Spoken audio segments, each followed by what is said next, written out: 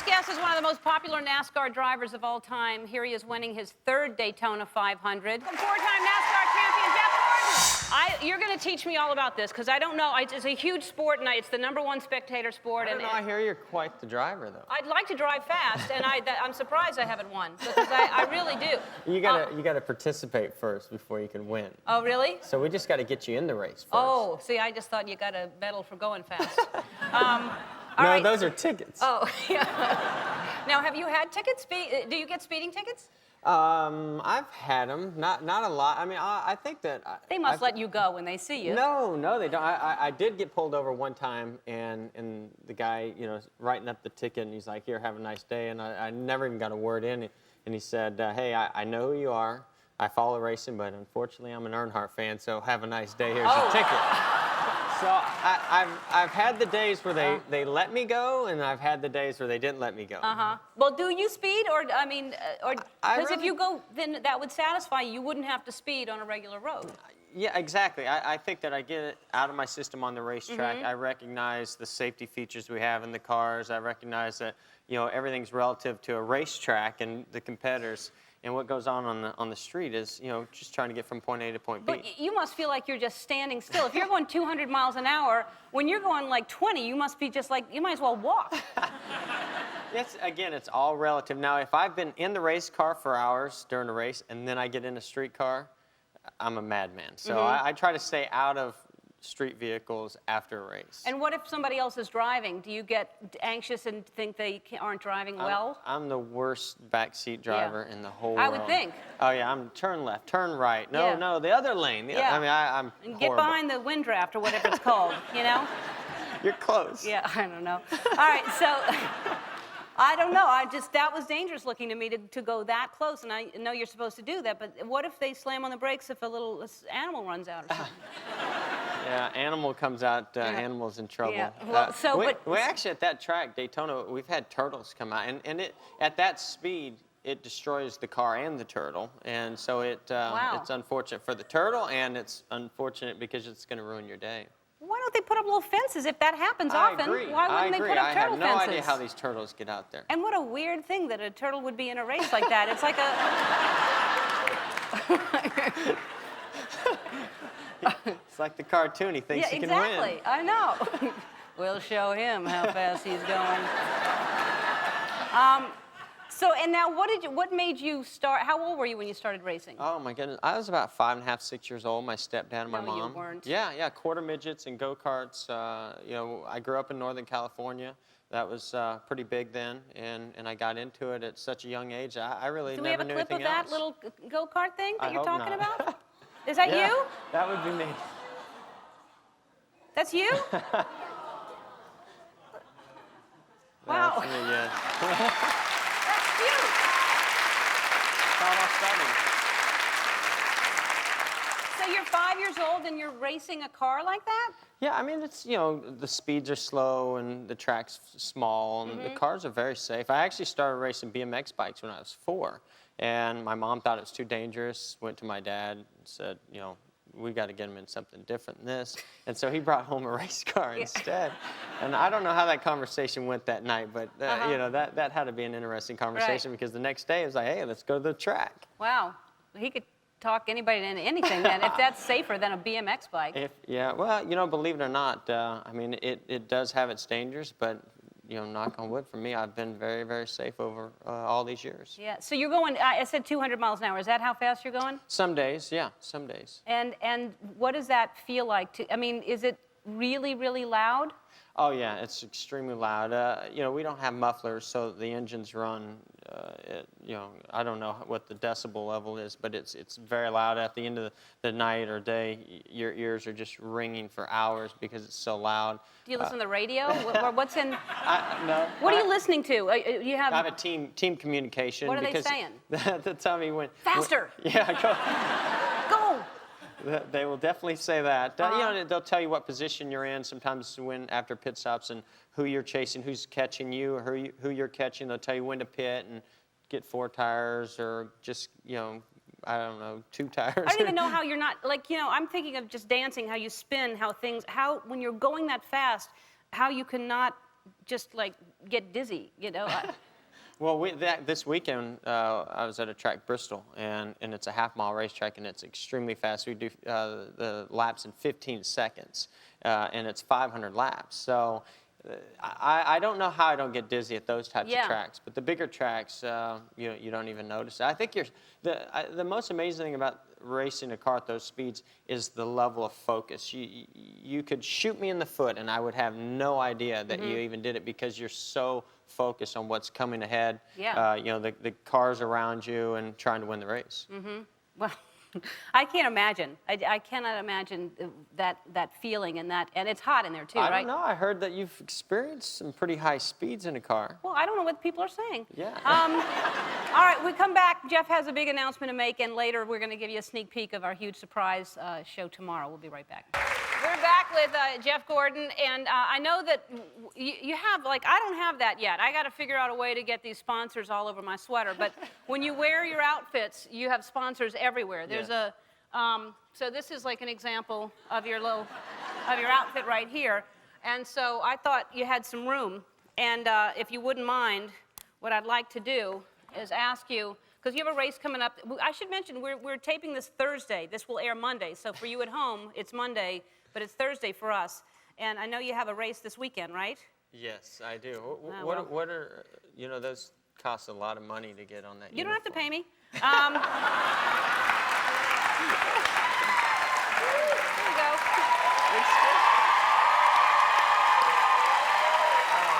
I tell you what. What? I'm going to give you one. I'm going to donate one of my racing uniforms so we can put it on your website or on eBay. Let's raise some money for what's going on, the devastation that's been going on with this hurricane. Excellent. And I want you to put that patch on there. You can put it anywhere you want. All right.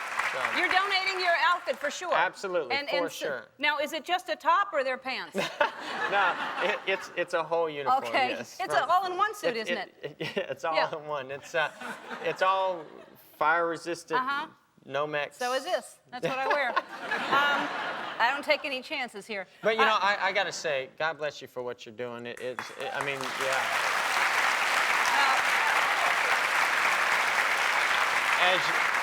As you know, I mean, you have the opportunity to reach out there to a lot of people to encourage them to donate and to do things for this devastation that's going on. And I don't think there's any of us out there that don't want to some way contribute and help. And thank you for doing what you're doing. Well, how has this affected NASCAR specifically? How is it not affecting everyone? My goodness. I mean, whether you were a part of it or a family member, I mean, it's just our everyday life is changing through things like this of how we look at storms, how we look at just the safety of whether it be how buildings or structures are done and how when this happens, how can we get in there and make that's what I think is the toughest thing is that giving money, all these things, yes, but we need to do something so fast and it's so hard to get in there and save these people and children, and it's just it's unbelievable when I look at the TV and I read the paper, and I know everybody feels the same way, and it's tough. Well, I know that DuPont is one of your sponsors, right? Yeah, DuPont has already donated $1 million to, which is my primary sponsor, to various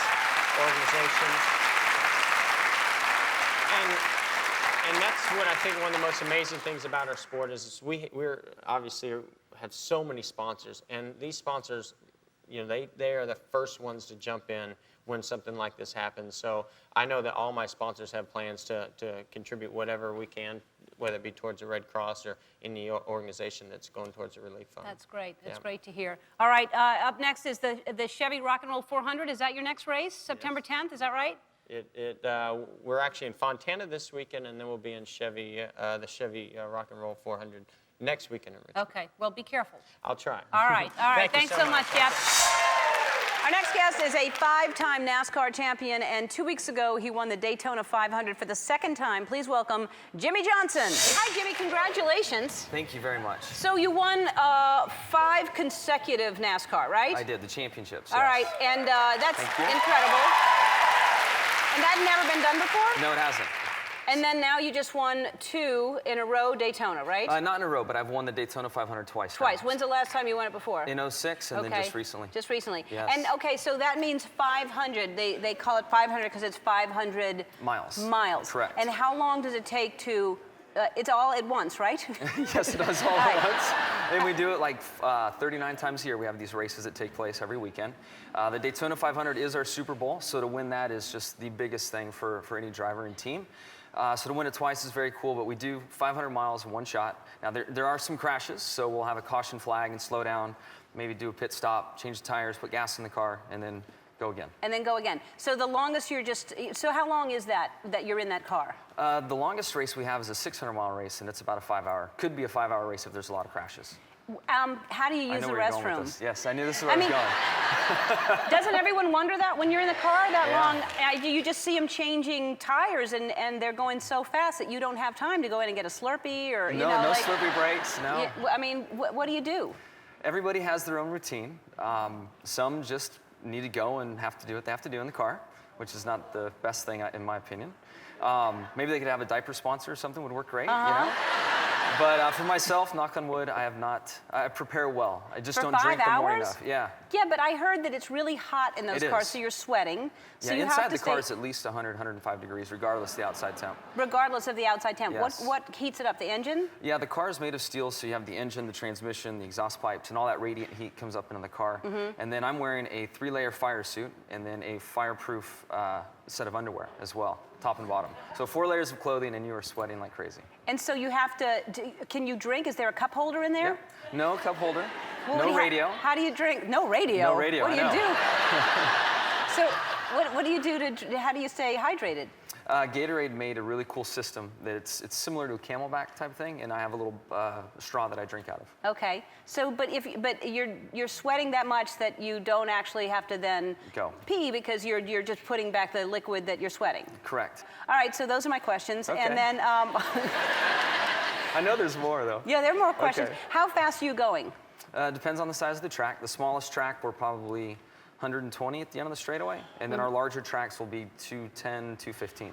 Wow. Yes. And what's the fastest you've ever gone? 210, 215? Yeah, I would say the Michigan racetrack, they just resurfaced it and put new asphalt down, and the track's really fast right now, and I was at 217, I think, was the top speed last year. And when you're going, because I've gone to a track once and driven in a car like that, and I've gone like, maybe 100 or a little over 100, and you push it and it's fun, but then you're like, I mean, have you ever gone, ah? Have you done that? You have those moments, and really that frames in what you do in the car. And honestly, that's why my job is so cool.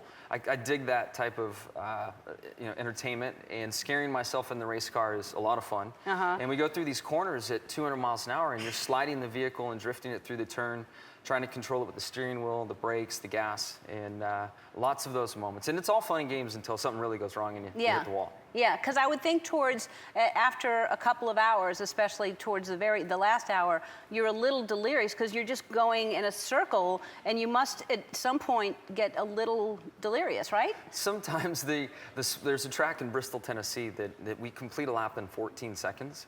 It's a half-mile racetrack, and you're going really fast, and it's like a soup bowl, and people do get delirious in that track. 14 seconds? Yes, with 43 cars on the track. It's wild. You should come and check it out one day. Oh yeah, for sure. Yeah. And we'll see if you can hold it the whole time and not use the restroom. I will not. Race. I would not be able to. Just psychologically, I would think that I would have to go because I can't. Because you can't, right? That's what would happen to me. And your daughter, I understand that we were at a resort together, and you didn't say hello to me, and I don't know why. Well, I didn't want to bother you on your vacation, but we were in Bora Bora, and you were there as well, and we saw you 2 or 3 times at restaurants and things, and we wanted to say hello, but we didn't. Well, you should have. We will next time. Next time. And how old is your daughter? She's 2.5. 2.5. Yes. And does she know what Daddy does? She has a good idea. I'm not sure she completely understands it all, but she loves to go out on pit road and see the race car. And anytime she leaves the motorhome, she'll put on her little pink headset there to block out the noise. And she's loving it. It's a lot of fun. And what if she would want to do this? Would you like her to do this? I wouldn't have a problem with it. I'm not sure Mom would. Mom Yeah. might have a different opinion of what she should do. Yeah, because you started out with dirt bikes, right? Is that did. what you did, motocross? I did. And you were how old at that when you did that? I started racing dirt bikes at 5 and God. then worked my way up through the ranks from there. See, I would think that would be scary for your parents that you're on. I don't know how they did it. Yeah, there I am at the local track. I mean, on it's my little cute dirt as can bike. be for the photo, but then you're on it. You know, like I love the photo, but that would scare me as a parent to have a kid Yeah. that I had loved. a lot of broken bones riding dirt bikes, and then luckily found my way into cars. And when you're in a car with the roll cage, it's far safer than being out there on that bike. They could do roll cages for bikes. Yeah, they could. I don't know. I don't know. All right. But they could. Yeah. And then I have a gift for you because I know you have 2 dogs. I do. And you take them with you on your race trips? Yes, pre-Genevieve, we had our 2 little dogs, and total weight of the 2 is like 14 pounds. So we have a little Shih Tzu and a little Havanese, and they go everywhere with us. And it's amazing how a small dog can take up so much space in the bed. Oh, I Those know. 2 dogs like have us on the edge of the bed at all They times. stretch out. I know. I have crazy. a small dog, and they just love to completely push out as far as they can. Well, I have something that they should travel in when you take them next time. This is their... Oh my God. That is awesome. Yeah. Cool, right? That is so Yeah, good. I know. I'm going to send you pictures. They're Good. totally riding in these things. All right.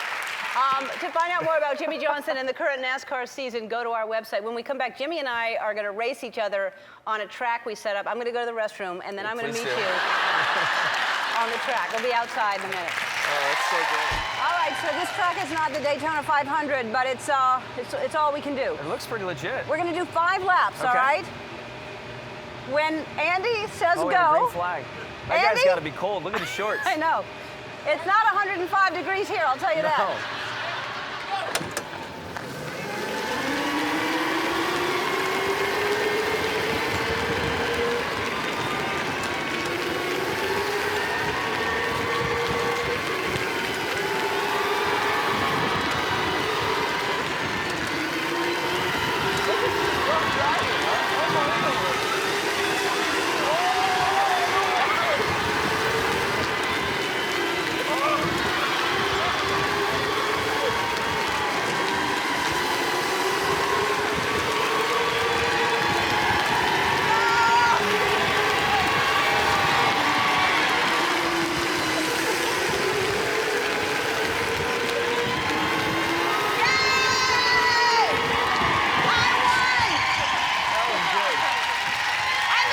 Johnson. Good. Nice move on the tires. Oh, man. Thank you.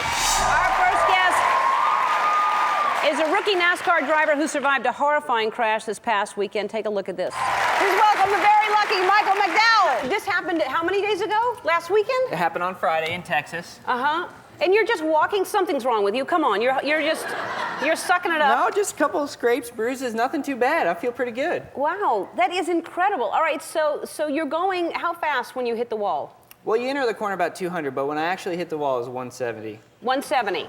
And what made that happen? Nobody hit you, you just all of a sudden lost control. What was happening? Well, we were in qualifying, and a car before me had went out and actually blew an engine, so there was some oil out on the track, and I just happened to hit it. And when I hit it, lost control. And You saw yourself going into that wall when that happened? oh, I was there the whole time. Yeah. Did you talk to yourself going, uh-oh? Well, the first thing I did was, uh-oh, this is really going to hurt. Yeah. And the second thing was, my bosses are definitely not going to be happy with me. Uh-huh. And then I didn't know where I was. We were just tumbling around. I didn't know if I was hanging out with the fans in the infield or if I'd made it over the fence. But when I finally landed on all fours, I thought, well, that's pretty cool. I landed on where I needed to be, so that's cool. Yeah, and then you just got out, and then you just walked. So wait, so when you're going upside down, does it feel like everything's in slow motion and it takes forever, or is it over, is it seconds? Well, that first impact happened really quickly. I didn't really have time to think about it. But after the first couple of rolls, I was like, man, is this thing going to ever stop wrecking? Uh-huh. I mean, I felt like Ricky Bobby in Talladega Nights, just flipping over and over and over. But you were aware that you were going to be okay. You didn't think anything bad was going to happen. No, as soon as I landed, I kind of wiggled my toes and wiggled my fingers a little bit. I said, okay, it's time to get out of here. All right, so, I mean, I can't imagine. Your wife is in the audience, and I can't imagine that feeling of watching this. Hi, Jamie. Hi. So this, have you crashed like that at all before? Just a little bit? Nothing like that. Nothing This like- is for sure the biggest. So when that happens, what's going on with you? It was terrifying, definitely for me. I was in the pit lane watching on a big, huge jumbotron, so I got to see it up real close, and Great. it was just terrifying. My heart stopped, and I wasn't sure what to do. But his PR representative got me right to the medical center, and the crowd went wild. So I knew he got out when he got out. So. When I saw him, I definitely just wanted to touch him and make sure that he was really okay. I bet. And you're high school sweethearts, right? We are, yeah. That's so fantastic. That's sweet. All right, so then you say, okay, honey, that's the end of your career. You're not going to drive again. You're going to get a desk job or something. Didn't you get in the car like the next day or the next couple of days you were in a car again? Well, that's how it works when you're a race car driver. You know you're taking a chance of getting in an accident, hopped in the next day, and then on Sunday we ran all 500 miles in the Aaron's Dream Machine. And that doesn't make you, I mean, anyone who has a trauma of any kind, you kind of are scared that's going to happen again. You don't go slower around the curves or, Well, you definitely don't want to think about it when you're out there because there's so much going on. You don't want to get distracted. And it's part of our job. We know that we're going to get in an accident here and there. Not this severe, hopefully. I got it out of the way. I told NASCAR I'm done being a crash dummy from now on out. Right. So, and do you have good luck charms that you keep with you in your car? I do. I got the Aaron's Lucky Dog, which is actually my new nickname. They call me the Lucky Dog. And I also have a little pine tree that I hang up in the back there. It keeps it nice and fresh in there, and it also is my lucky charm. Great. All right, well, we wanted to give you a gift. This is going to be, I think Jamie's going to like you having this transportation a little bit better. Bring it on out, Andy. Where's Andy?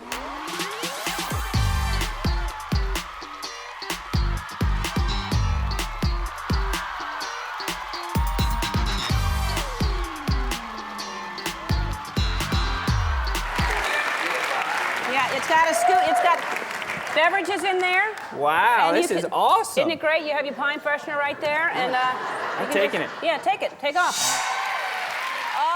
Our next guest is lucky to be alive after a horrific crash on Sunday that flipped his race car into a wall at 200 miles an hour. Please welcome Carl Edwards. How is that possible that you can be walking around like? When did this happen? Sunday? Yes, this happened Sunday, and it shows you the safety advances in those cars. I mean, it was really a bad situation, obviously, but nobody was seriously injured. We had one fan injured, but she's really nice. I talked to her. She's doing well, and Yeah, because you could see debris going through that Yes. fence. It Yes. seems like hockey fans have more protection than the people behind Right. there. There's like just a fence that stuff can fly through. everything was going good. And then I'd never seen the things I saw out of my front windshield there. Right. And then there was this impact, and So when you're up in the air, like right now, what are you thinking? Like, uh-oh. there were some things like that I was thinking. And then the car landed. I did the little check, everything was good. Right. And I got out, and I was so close to the finish line that I went ahead and walked across it. I heard you walked across, they got out and walked across the finish line. But now, when you look mad there because you're ripping stuff off of you, like, because you were going to win, right? You were in first place. Yeah, yeah, I was mad. And then I thought, you know what, it is Talladega, and I'm a big Will Ferrell fan, and he ran just like that. So. Had you had an accident before? Like, not that bad, but had you had something that would be scary? Yeah, I had some accidents, and but that one really took it. I mean, I'd never seen the windshield get busted, and I saw fence posts and all this stuff, and I thought, I don't know where I am. And then for a second, I didn't know who I was, and then everything worked out. But it was really scary. It's wild to be in something like that. Yeah. But I was wondering if you even feel it, or if it's just in so quick that you don't even know what's happening. No, I felt it. You did. You were aware. It's an instant headache. And then, you're married. Was your wife, or who was in the stands watching? My wife and my mom were both at home watching, so they weren't there. So that was terrible for them, and I wish they would have been there because they said it was really tough there for a couple minutes. And your mom's in the audience, and you're watching that at home, and you must have been freaking. I was absolutely freaking. I called his brother and said, I think the two of you should quit racing right now. Yeah. And then the only other thought, though, as a competitive mom, I really wanted him to get across that finish line. I wanted to backflip for a win, but not that kind of backflip. Well, see, that's how moms in racing. Where at first it's like, oh, you're safe, that's good, you did really well. And then it's after that, it's like, what was that race strategy? Why'd you finish third? You know, it's there. That's my mom. So you know that he's going to race again, and that doesn't scare you? No, I know it's going to be fine. And you know, he told me a little bit about racing accidents, and I knew that those that were kind of flippy and up in the air, it took a little bit of the pressure off the car. So I thought maybe this is not as bad as it looks. That's what I tell her. Yeah, good, because that doesn't sound right. He's just trying to. Flippy up in the air is fine. Yeah, that's good. Takes the impact. It's not so bumpy when you're up in the air. Right. All right. Well, we're glad you're all right, and we wanted to give you a gift. And Really? you need to take it easy, though. So what we got you, our friends at cruisingcooler.com, want you to drive this around instead. Now shut up and drive.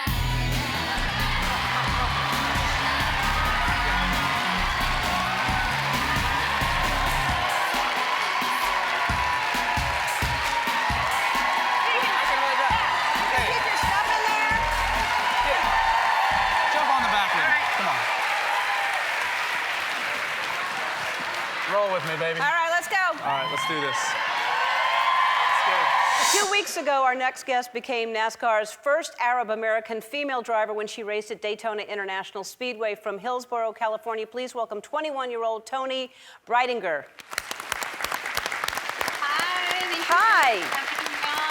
Toni, it's so nice to meet you. First of all, congratulations for competing at Daytona. That's a big deal. What was that like for you? Thank you. It was so crazy. I've been dreaming to race at Daytona ever since I was a kid. So it was literally a dream come true for me. And, you know, I've watched that race so many times, but once you're in the driver's seat, it's like this whole other experience. So it was really crazy. So at what age, you came in, first of all, you came in 18th place, and were you happy with that outcome? Yeah, so my biggest goal for the race was to finish the race. Daytona is notorious for wrecks, so I just wanted to get the race finished. I wanted to get it under my belt, just get that big track experience. So I was happy that I finished, and my next goal was to get a top 20. So I was happy about that. I got 18th. I did get up to 10th place, and I made like this little mistake that I keep just like thinking about. So I'm a little bit frustrated about that, but I did hit both of my goals, so it was definitely a solid weekend. Fantastic. You've already broken records in sport. You are a 19-time U.S. Auto Club race champion, which is the most ever for a woman. So you've already broken that record. So you're 21 and your first Arab-American female driver. That must be, I mean, that's a big deal. You're an inspiration to a lot of women. Yeah, it's definitely exciting. I mean, it's really cool to be the first. Everybody loves to be the first, but I also don't want to be the last. I really want to pave the way for others, and I've received so much amazing support and so many messages. I was really surprised by, like, a lot of people just saying that I inspire them, which is really amazing, because, you know, like, it inspires me to read those messages, and it's really amazing how supportive everybody's been. How did you start racing? What made you interested in that? So pretty much when I was 9 years old, it was over winter's break, my dad called me and my twin sister into his office and he said, hey, do you guys want to go go-karting this weekend? And I honestly had no idea what it was. I was just picturing Mario Karts and I was like, yeah, sure, sounds fun. So he took us up to Sonoma Raceway and we took a class there, and both me and my twin sister just absolutely fell in love with it. So he ended up getting us our own go-kart and we took it seriously fast. We started traveling all over the country for go-kart races. We even went to Jamaica, and I just knew like that I wanted to be a race car driver. My dad, he didn't really think that I was gonna like actually follow through with it. He thought it was just gonna be a phase, but I just like knew in my mind that I was gonna stick to it. And what does your twin sister do? Did she stick with it or no? So basically when it came down to choosing racing or college, she chose college, and I was like, I'm gonna go try to be a race car driver. So she studies mechanical engineering at Purdue. She's really smart. Wow. So it's historically, NASCAR is historically, it's a male-dominated sport. Is that at all intimidating to you? Honestly, it's something that I never think about. There's never been a point in time where I'm just standing there like, wow, I'm the only girl here. Because, you know, like the car doesn't know gender, the track doesn't know gender. Gender is so irrelevant. As soon as the helmet comes on, everybody's just a driver out there. So do you drive fast when you, and be honest, don't worry about policemen watching this. Do you drive fast when you're like driving? Honestly, I feel like I'm a pretty safe driver. I feel like I just take all that like rage and like any need to like want to speed out on the racetrack. The only thing that I'm not good at is directions. So everybody always makes fun of me. Nobody ever lets me drive. Like whenever we're going places, I'm not allowed to drive because I always get lost. And that's why I always say like, that's why I like racing, because I usually just turn left. So I can't get lost. Right. I was just going to say, that's just a circle, so you can't get lost. Exactly. All right. And what's the fastest you've gone in a car? So Daytona was the fastest that I've ever gone. I think we got up to like 180, 185 miles per hour. But it's just crazy because that track is so big, you just lose that sensation of how fast you're going. Like you really don't think you're going that fast until you crash or anything. That's kind of when you realize how fast you're going. Yes, I would think that's the reminder.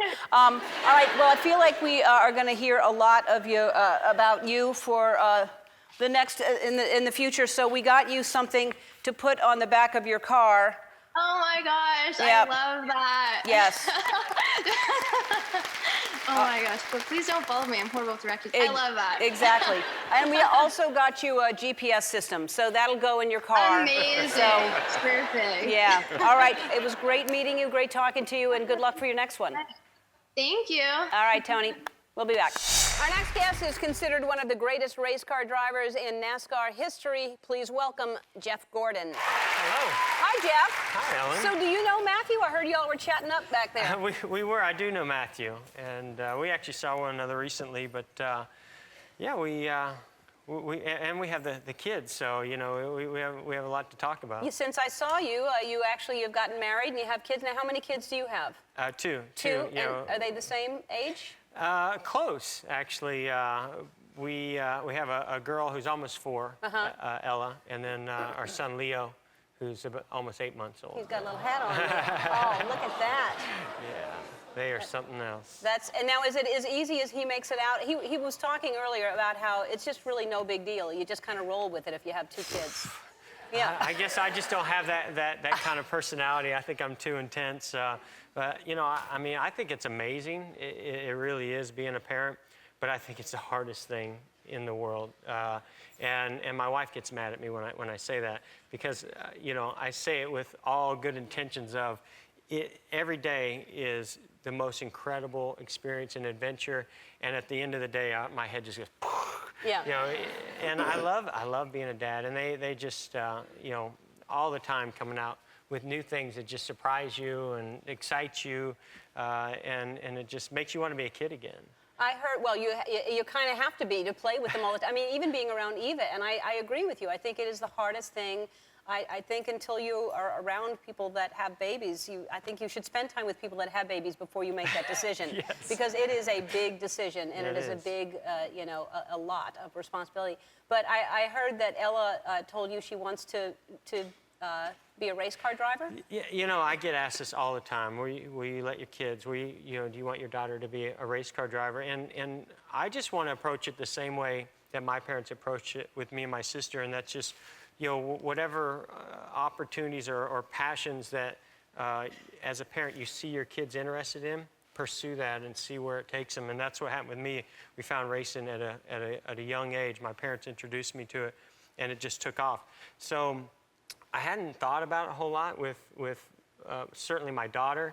And we were driving down the road the other day, and she just out of nowhere said, "Papa," she said, "I want to be a race car driver." And I said, "You do?" I said, "Well, why do you want to be a race car driver?" "Because I love you." And oh, it crushed me. And then at the same time, I was like, "Well, we'll have to get a race car."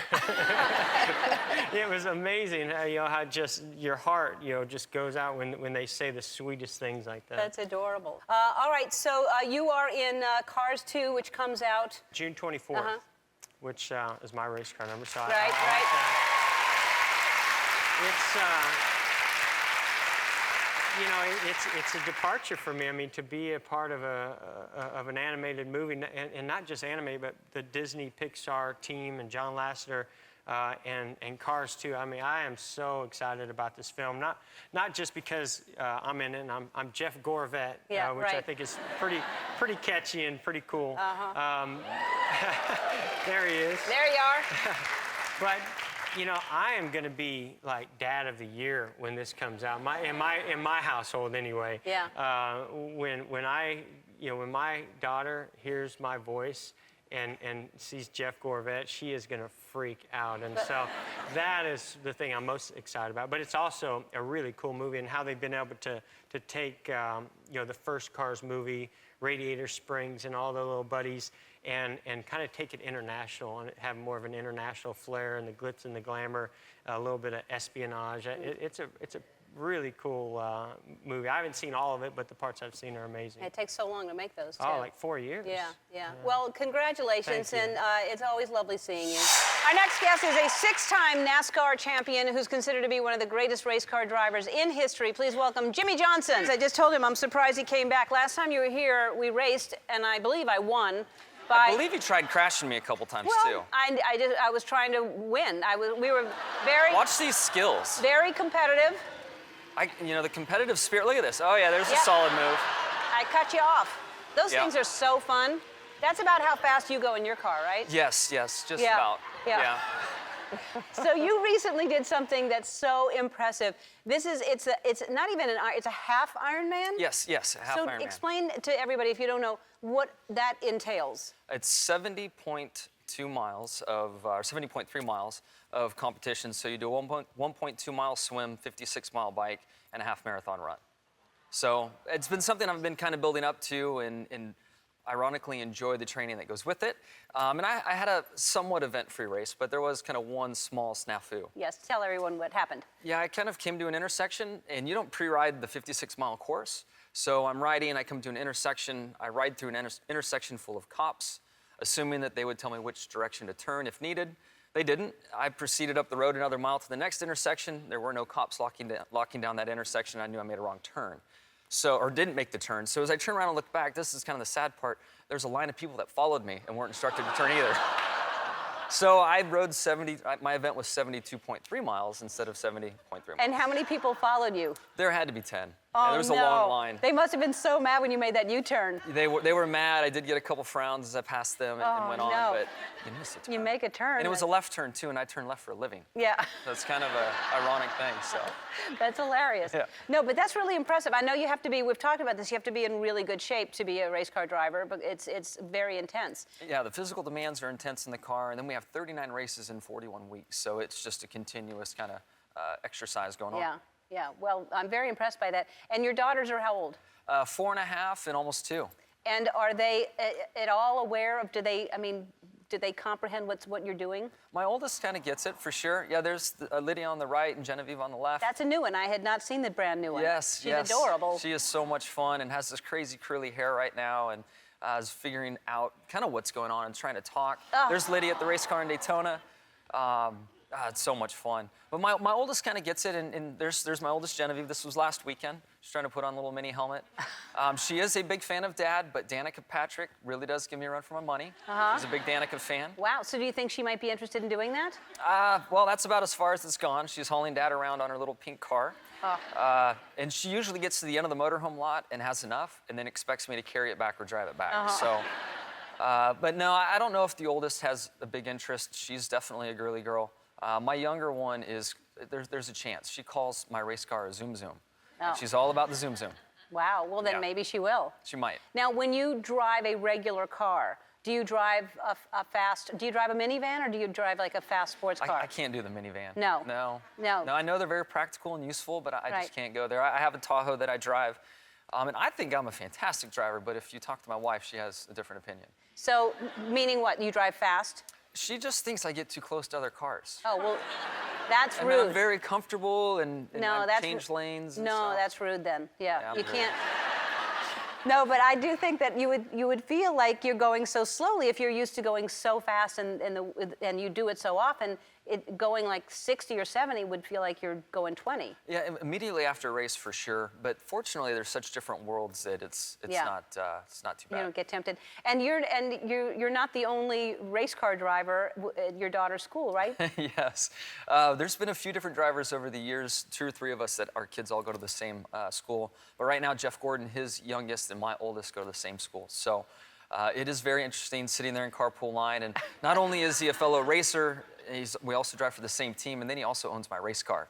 So it's like, Wow. hey boss, how are you? You know, we're all with coffees Yeah. and hats on, trying to do the carpool thing. And do you try to compete on who gets out first, or I like, beat yeah? All right, I have a gift for you because hopefully you'll do Yes. another triathlon or half Ironman competition. So this is your shirt that It you'll is. wear. Wow, yeah, Yep. that's our foundation. Yep. Thank you. And then you'll have that on the back. That will be useful. All right. That is awesome.